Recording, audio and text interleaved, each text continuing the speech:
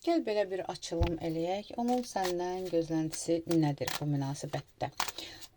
Stabil bir münasibətdən gedir söhbət. Yəni burada davalı, qırğınlı bir münasibət deyil.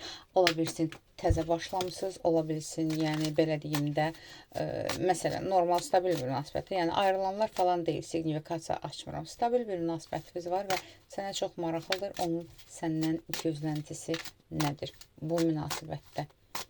Gəl baxaq. Birinci baxaq bu münasibətdə o sənə qarşı hansı mövqedədir? Yenə deyirəm, stabil münasibətdən gedir.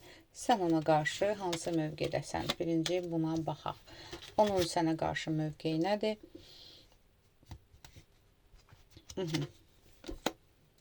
Onun sənə qarşı mövqeyi bilirsən nədir? Onun, bax, qorxusu var. Sənə yetişməmək qorxusu var. Belə deyim də, bu elə bil ki, özünü, belə deyim, səni itirmək qorxusu var. Sənin dərhal, belə deyim də, elə bil ki, düşünür ki, birdən o sənin gözündən düşə bilər, marağın ona itə bilər. Buna görə də fərqli bir manipulyasiya yöntəmi tapıbdır. Yəni, belə bir hekayə var idi.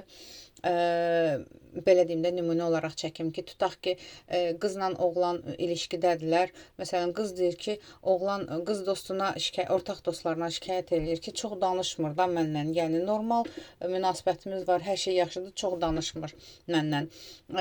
Ortaq dostu oğlandan soruşur ki, niyə belə edirsən? Oğlan deyir ki, o qədər çox zəkalıdır ki, qorxuram ki, çox danışaram, birdən mənim ona çata bilmədiyimi görər və ona görə də marağı ölər mənə qarşı, gözündən düşərəm, ona görə az danışıram. Yəni, sizdə də belə bir şeydir. Yəni, bu insan o qədər ki, qorxur, sənin ondan daha yüksək olduğunu bilir.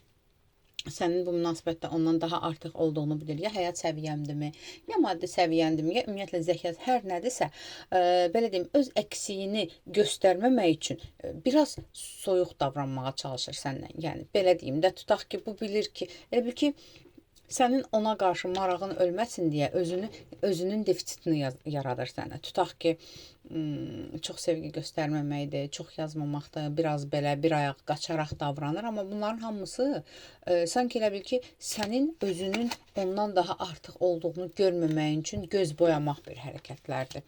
Bunu görürəm. Yəni, tutaq ki, sənin əslində dərdindən ölür, qorxur birdən, sən gözün açılar görərsən, o sənə layiq deyil, başqasını bəyənərsən, ona görə də elə bil ki, bir ayağı qaçaraq gəzir ki, sən elə bil onun arxasınca gəzərsən. Belə bir şeydir. Sən ona qarşı hansı mövqedəsən? Sən ona qarşı maksimum, belə deyim də, əvvəl daha çox idi, sevgini daha çox göstərirdin. İndi elə bil ki, bunun belə göstərdiyinə görə sən də qram-qram göstərirsən. Askıda saxlamısan. Bu dəqiqə hətta mən sənə deyərdim ki, bu dəqiqə sən sorğuluyursan sevgini ona qarşı. Sevgini də, istəyini də sorğuluyursan və düşünürsən, görəsən bu o insandırmı, görəsən bununla davam eləyim, eləməyim. Çünki sorğulayıcı bir mövqedəsən sən ona qarşı və yenə deyirəm, əvvəl daha çox sevgi göstərirdin. İndi artıq onun göstərdiyinə görə onu aynalayırsan sanki səndə və o bundan daha çox qorxur. Belə deyim, mövqe olaraq belə bir mövqedir. Mövqeyə nə qədər çox vaxt getdi. Okey, gəl baxaq. Onun sənə hissləri nədir? Niyyəti nədir bu münasibətlə? Səninlə münasibətə başlamaqda ümumiyyətlə, səninlə birlikdə olmaqda niyyəti nədir və gözləntisi nədir səndən? Gəl baxaq. İstəyi. Bəli, bu insanın sənə hissləri də var, sevgisi də var. Belə deyim də, özünü güclü göstərmək istəyir. Sadəcə bu insanın yeganə qorxusu var, sənin gözündən düşər, birdən sənin onunla marağın itər və özünü sənin yanında güclü göstərmək istəyir. Amma bəli, bu insanın sənə istəyi də var, marağı da var, sevgisi də var, hörməti, rəğbəti də var sənə. Çox böyük bir hörməti və rəğbəti var. Sadəcə öz anlayışında, elə bil ki, o sənə çatmır. Yenə deyirəm, ya yaş fərqiniz var aramızda, ya dünya görüş fərqiniz var, ya dünya fərqiniz var, yəni fərqli dünyaların insanlarısınız, belə deyirlər də. Yəni, belə bir şey var deyə elə bil ki, amma onun da özünə görə istəyi də, sevgisi də çoxdur sənə. Niyyəti nədir səndən münasibətdə, niyyəti nədir? Niyyəti yenə deyirəm, sənin Səninlə bəzilərinizə hətta belə bir şey var ki, bu insan səninlə böyük bir gələcək planlayır. Hətta bəzilərinizdə gələcəyiniz mümkün olmayacaq şeylər var aranızda, hansı ki, tutaq ki, evliliyiniz mümkün deyilsə də belə, nədirsə də belə, amma birlikdə olmağınızı garanti verəcək bir plan hazırlayır bu insan ki, yəni bununla evlənməsəm də, amma ömür boyu birlikdə olaq. Tutaq ki, bəzilərinizə də deyir ki, bundan mən gələcəyimi planlayıram. Belə bir şey var.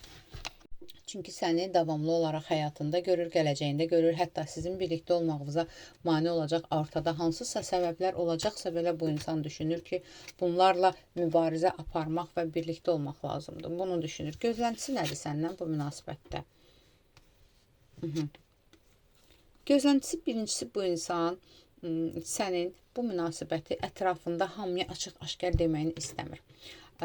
Qorxur. Nədən qorxur?